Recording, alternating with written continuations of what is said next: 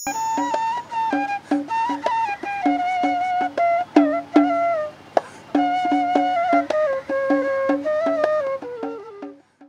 আমি আমার হাতেই প্রায় 50 বছর, এটা আমার পারিবারিক ঐতিহ্য। আমার বাবা এই বাঁশি শুরু করছিলেন, আমি এটাকে নিয়ে আমার জেনারেশন 3টা চলতেছে।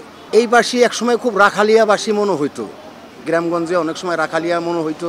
অনেকে বলতো যে বাঁশি বাজাইলে অনেক মানে অকল্পনীয় কথা বলতো, এখন কিন্তু সেটা নাই, প্রচলন শেষ হয়ে গেছে।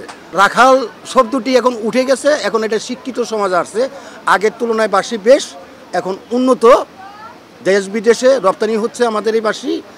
আশা করি এই বাঁশের বাঁশি পৃথিবী যতদিন আছে এই বাঁশিটা ততদিন থাকবে। এটার কিন্তু মৃত্যু নাই, এটা হারিয়ে গেছিল কিন্তু এটা আবার এখন বর্তমানের শিক্ষিত সমাজে উঠে আসছে।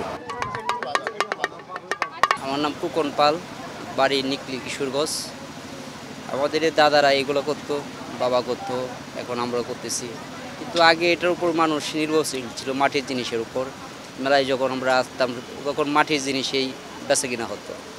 পয়লা বৈশাখ এবং অন্যান্য মেলা, সব মেলাতেই সবাই এটার মাটির জিনিসের উপর নির্ভর করতো। মেলাতে যাব, মাটির গরু কিনবো, পুতুল কিনবো, হাঁড়ি পাতিল কিনবো, এগুলা মাটির জিনিসগুলোই বাচ্চারা বেশি বেশি কিনতো। আর এখন মেলাতে আসলে বলে মাটির জিনিস কোথায় রাখবো, মাটির জিনিস ভেঙে যাবে, এইসব আমাদের বলে। কিন্তু এক সময় মন চায় না এগুলো আর করবো না, কিন্তু করি। কেন করি? এটা করে অভ্যস্ত এবং অন্য কোনো কাজও যায়নি।